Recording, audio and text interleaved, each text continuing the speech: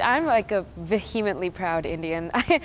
And I loved being called Indian, and I loved being called different because I knew that they would think of me as different because I was Indian. I drew a lot of pride in my race. You know, I became a person who loved being black.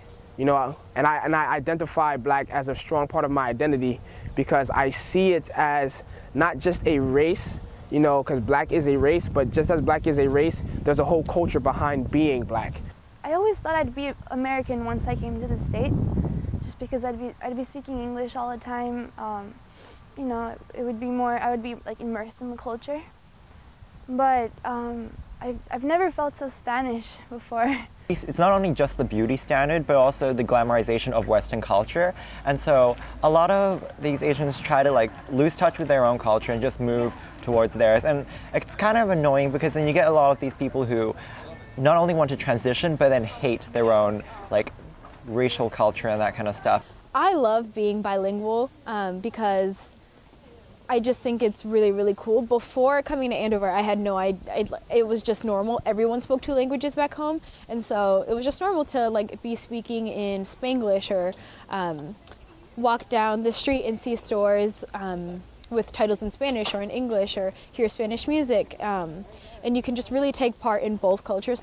What we're grown up with, the media and all that, we're used to the Western standard kind of stuff, but if you delve deeper into the less known like Chinese culture, your own racial culture, you might discover it's just as beautiful and you might want to retain it. Yeah. Like I have my Spanish flag in my room, and I still watch all the soccer games, and, you know, so, and I still talk to my family, and there's other Spanish speakers here. So I feel like I'm not really Spanish or American. I'm just kind of my own little, I'm my own group.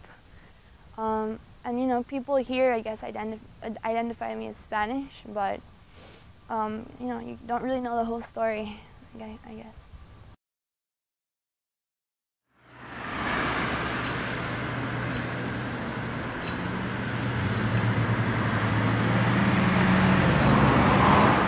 About my accent. My friends make actually a lot of fun of it, and at the beginning I guess I would get sometimes a little bit annoyed. Like, I mean, I'm trying to learn English, I'm making an effort, like, I don't know, to improve my English, and it seemed like they were just making fun of me, and that effort it was not paying off.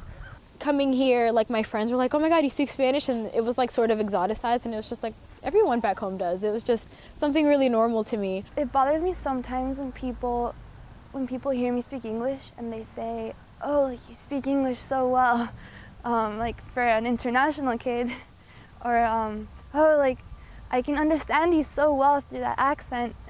Like, what does that even mean? Like, I speak English. I get to talk to the commons workers and ask how they're doing, and of course, like, they speak English too, but like, I guess just speaking in their native language to like students here is comforting, and just I ask them how they are, and like, I always get a latte, so I know Nurka and Miladi are like my really good friends, and they ask me about like what products I use in my hair, and we're just, it's a nice camaraderie to have on campus. So for example, in commons, sometimes you see how, I don't know, in the surfer line, everyone talks to Junior or to Wally, or yeah, they talk with those because they're like the cool guys. But I see when people see the cleaners in commons or the others, the rest of the staff in commons, I don't mean cleaners, it's just that, I don't know, it seems like they don't actually notice them because it's not the one that makes the jokes. And I don't know, they seem really happy every time I say, hi, how are you? Hola, ¿cómo estás? ¿Qué tal le va el día?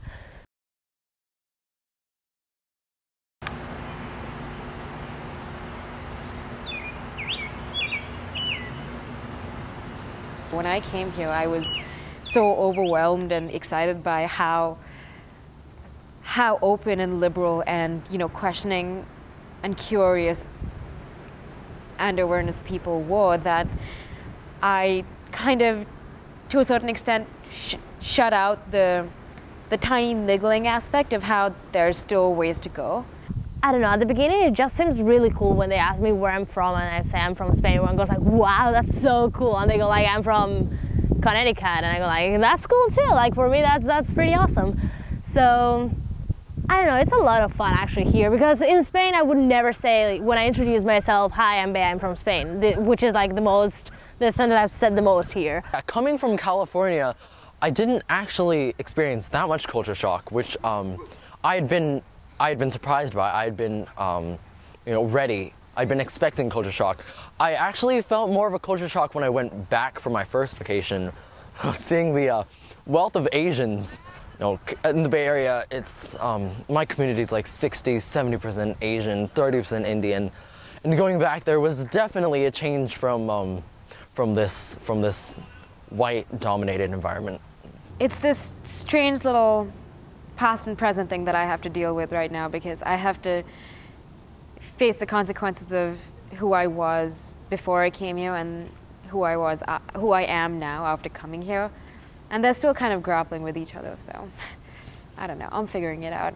Going back to the West Coast, I've definitely felt a lot of, a big change. I almost feel, coming back to the East Coast, I feel like I have to tighten myself up a little bit and, let go of the casualness, I think, that is part of the West Coast vibe.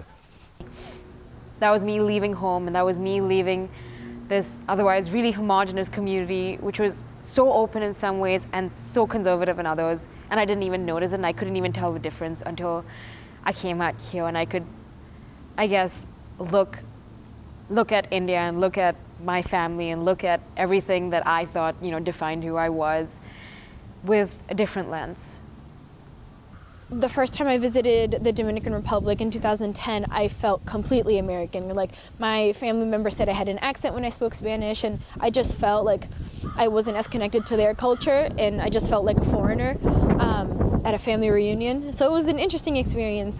Sometimes when I feel like I don't belong just because of the way I was brought up or the way I've programmed myself to look at things, although that's steadily changing every single day. I've been, over my years at Andover, I've been thinking about what it means to be Dominican American and my privileges as an American, and the things that I'm afforded here that like some of my cousins back in the Dominican Republic aren't. It's always nice to have your own little support system of international students, or just somebody who's new to a place or has to try and understand a new area or a new place or a new experience. I do and I don't feel like an outsider here. Sometimes I can tell how similar this place somehow is to my old school. Or things jokes I would have with my friends, I have them the same with my friends here. Or, I don't know, like I can tell that so many things are so similar to those that I had back home that is like somehow if I was home yet. But there are many other things that I feel like, oh my God, this is so American. That's our sentence in the international group, I guess. Like, for example, for prom, I call that Americanada as myself. Like, I don't know, there are things that are so American that, I don't know, for us Europeans, it's like an entertainment to say like how Americans are so Americans.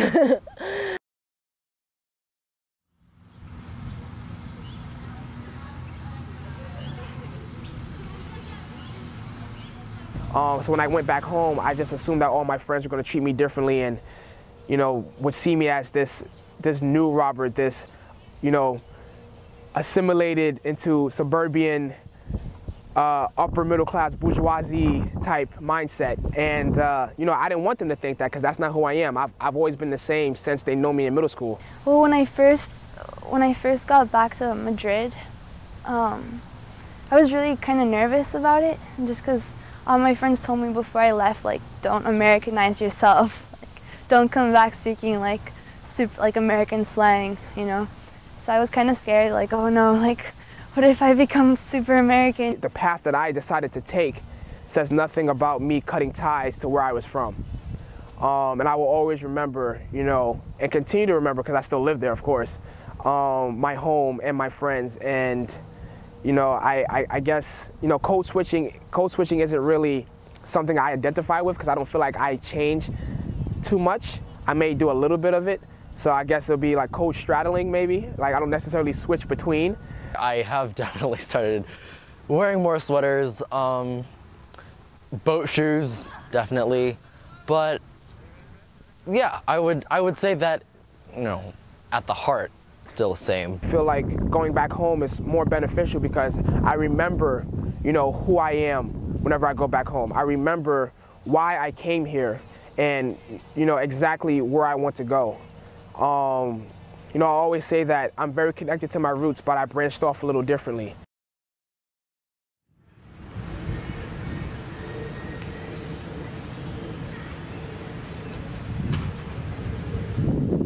I mean, a lot of my friends are on financial aid, a considerable financial aid, and I think that is a difference that I don't really understand, like their lifestyle or like certain things that they have to grapple with that I might not have to. And I remember first last year we kind of just like didn't talk about it because it's really awkward to talk about things that you have that other people might not. But then, especially once like the F=E movement started, and now as people talk more and more about identity on campus, these discussions, at least among me and my friends, are becoming more like natural. I'm a full scholarship student, which again is something that I don't think a lot of people expect. That's one of the identities that I think people only really figure out after they get to know me. I'm from New York City as well. A lot of people think like, oh, black girl from New York City, maybe she's poor, maybe she's this, maybe she's that, maybe she has like all these different ratchet experiences and all these things. There's just a lot of yachting, a lot of boat clubs, a lot of boat shoes, a lot more formalities on the East Coast. The West Coast, I feel, is much more laid back than on the East Coast. And sometimes I'll get on the train and I'll purposely wear Andover apparel just so I can switch people's mindsets and see their reactions. Because it's so funny how people subtly react to just little things. It's like I'll be walking down the street and you know, I'll be talking with my friends sometimes, and I'll turn around and I'll show my Andover backpack, and I'll turn back around, and whoever's sitting around, I'll notice that they pay a little more closer attention to what I'm saying and exactly where I am and how did I get there, how did I get that backpack and things like that. So I just think that that's pretty cool. I come from a sort of middle class background, but the bulk of my friends are full financial aid students, and so, you know, the kids who actually pay for tuition, we're sort of the minority in our group. One of the things that I've experienced that I didn't really expect was when we first had the meeting for like all of the new students who were full scholarship students. I expected it all to be like either kids I expected it to be all people I didn't hang out with. And what I found was that the group of people was incredibly diverse. Like there were people who were some of my closest friends already on campus, and then there were people who I had never talked to, and also whom I would have never made the assumption that they were on full aid. So that was something that was really strange to me, but also really interesting and really cool to see how my financial status hadn't impacted me nearly as much as I thought it would have. I had a friend who people just assumed that he wasn't going anywhere for vacation because he was a full financial aid student, and it was true, but it was just like, you don't have to just make that assumption because it's very rude. And like a lot of times I feel like a lot of times on campus people will like say like, oh, we'll go do this, but like that person won't come because they can't, even though like they won't even give you the benefit of like asking to do something. And those are microaggressions, and they're not trying to be rude. They actually think they're being polite by not like putting us in an uncomfortable situation, but it's still really hurtful when it actually happens. You know, for me to do what I am doing here at Andover and to come back home and still be the same just shows them that, you know, it's possible to rise above your circumstances. And for me, that makes it easier because I feel like I can be myself in both places.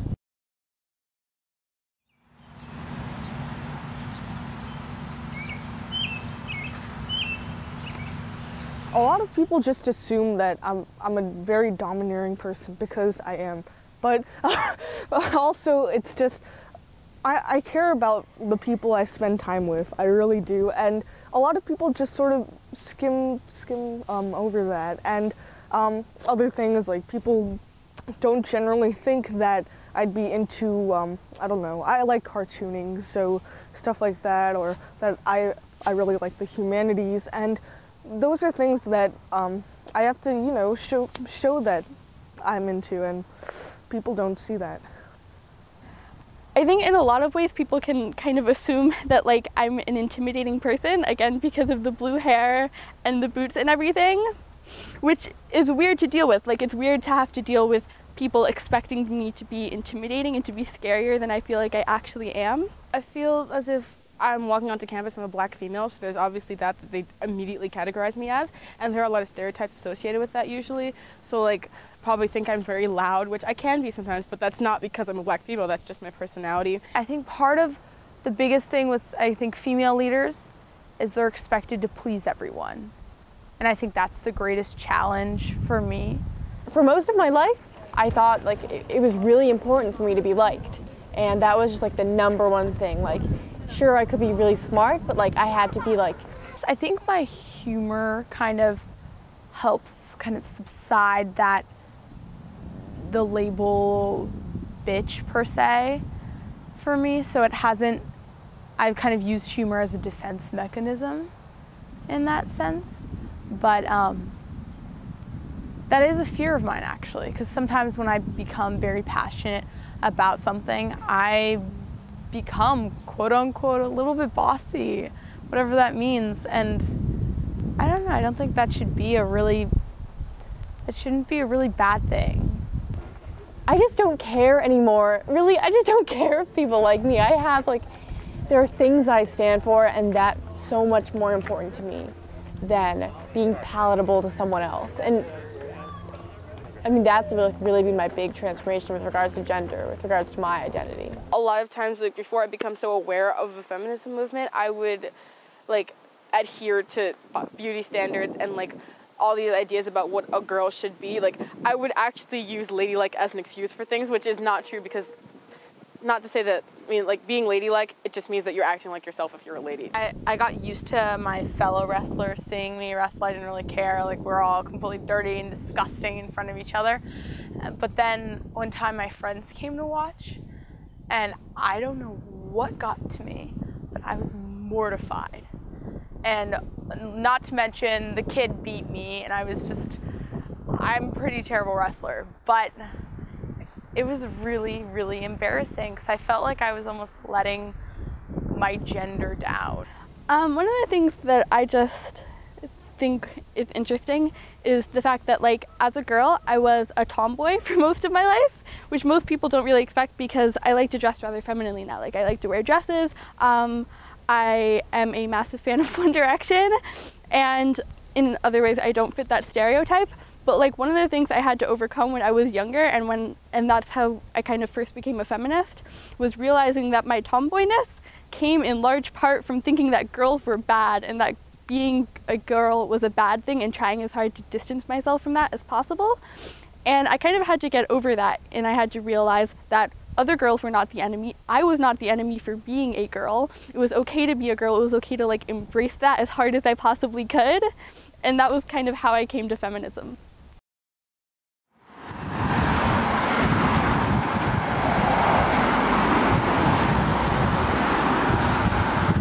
I thought about my freshman year experience, and I had my two prefects were awesome, Diane and Deandra, and I thought it was really great to have one white prefect and one a prefect of color, because I could go to both of them for problems, but there are like certain things that I could tell Deandra that like maybe Diana wouldn't really understand. First of all, if you don't know us, I'm black. So people I wouldn't even say just the fact that I'm black, but identify me in the box of like inner city kind of black, that like whole ghetto spiel, because the way I dress. I express myself through my dress a lot, but typically if people were to see me, they'll probably just assume that, you know, not only am I black, but I'm probably like either from Brooklyn or the Bronx. I mean, I am from the Bronx, so I guess it's partially true, but like it's one of those things that typically happen. Things have changed since freshman year to upper year, and so I've noticed that going back and forth between Lawrence and Andover, I've seen like how not normal it is for a girl to have a child at 16, 17 years old, and so I've seen the stereotype of being a Hispanic girl is once you hit high school, you are pregnant and you drop out and you have a family, and there's no chance of a school education or college or any of that. I identify with black, and it's allowance for me to deconstruct the stereotypes and attributions and descriptions that come with being black that a lot of people don't really see within me, but then accept that that can be a part of being that race. You know what I mean? And I think that that's something that's key in a lot of our mindsets, is that, you know, our race says nothing about what we're able to do or our capabilities as a person. However, it does, you know, it is a part of our identity in one way of another. It would be me, my friends of color, and like a few like white students or Asian students and stuff. and a pencil would go missing, and one of the friends would say, so-and-so, being a person of color, did you take the pen? Did you take the pen, like, because you're Hispanic and you stole it? And we would play along with it, and we would laugh at the jokes, and we would say, like, oh, I took it because I'm Hispanic, I'll go to jail now. You know, I'm assumed guilty before proven innocent, and I feel like that's something that's, you know, it's hard to carry on your shoulders every day. And I have to put on this front of, you know, always making sure I'm walking properly, that I'm always have a smile on my face, that I don't seem threatening, whatever.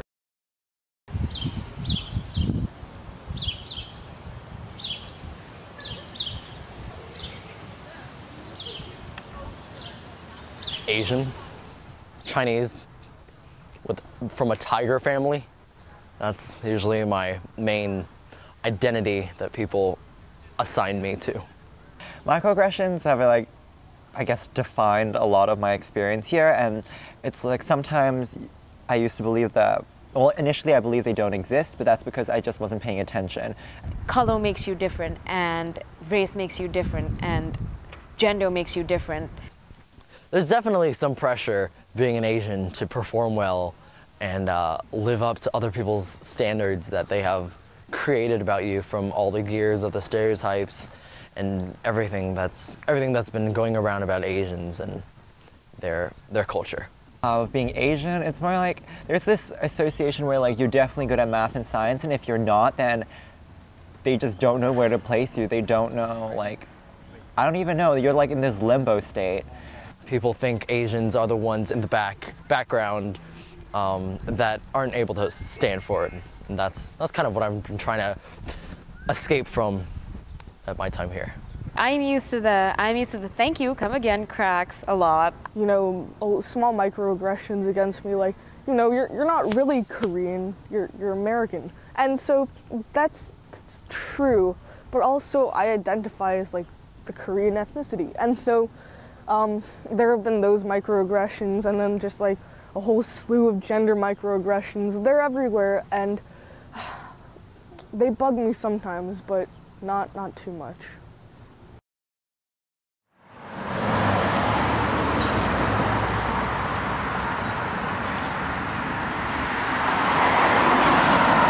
I tend to get sorted into, like, the black kids group, even though I'm clearly, like, not very dark-skinned. I'm just, like, fairly tan, and yeah, I think I look pretty Hispanic looking, being from Lawrence, and a lot of people look like me, you know, the dark hair, dark eyebrows, and other features like that. So yeah, I think I would be put into the black or Hispanic group. Like, I am mostly Jamaican, and since I've come here, I've been, like, really attached to that because, like, a lot of people right off the bat say, you're African American. I'm not, I'm Caribbean. Ever since I came here, people usually think that my main identity label is my sexual orientation, and that gets kind of annoying sometimes because I'm more than just being gay.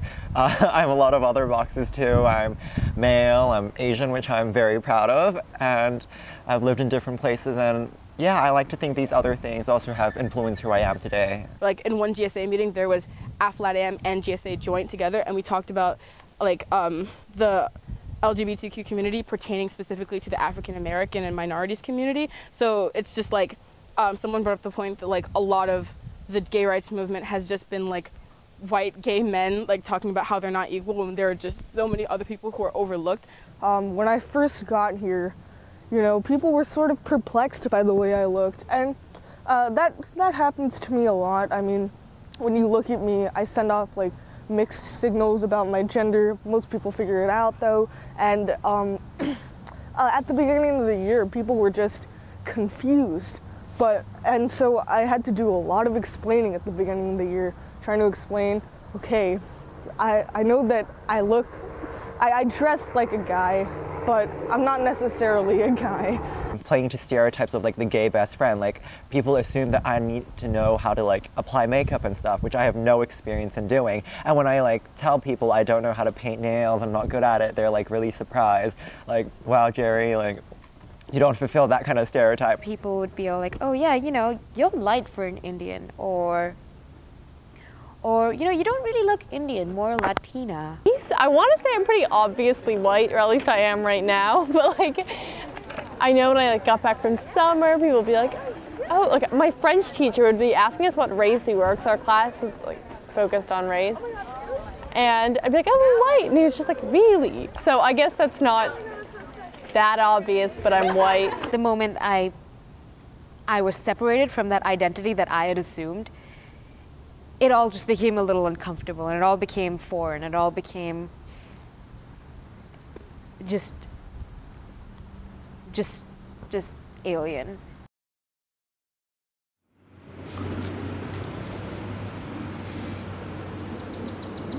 I did an exercise with some older female faculty of color, and we did an identity culture toss. And so if society had to take away one aspect of your identity, like what would it be? And for the younger girls, we saw that we took out woman first, or second, just because it wasn't something that we had really confronted yet.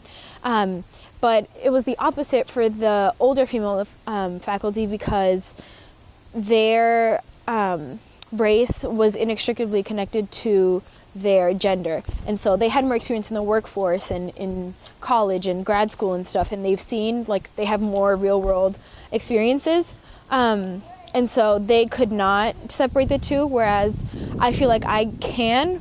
I've realized that there's so much more to one person, even to me. You know, most of my friends are international, so everyone else just kind of views us as, you know, the non-Americans. But that's also a big part of my identity, because I am also American, so it's always been kind of like, oh, what group do I fit into? Am I in the international group, American group, or neither, or both? You really cannot encapsulate an entire person in a single word. I mean, Asian cannot describe the entirety of my personality. Why can't I be Spanish and American? Why do I have to fit into this little box? I am a Caribbean, I am a young woman, I am a feminist, I am a student, I am a Christian, I am a younger sister, I am an important human being. Like, I straddle this line. I'm not on full financial aid, but I'm not full pay, and I'm not white, but I'm not really Asian, as some people put it. I am, I guess, a bunch of different things. Like, I couldn't just say, identify myself with a single word. So, I don't know, I guess I'm Christian, I'm Spanish, I'm international, I'm happy.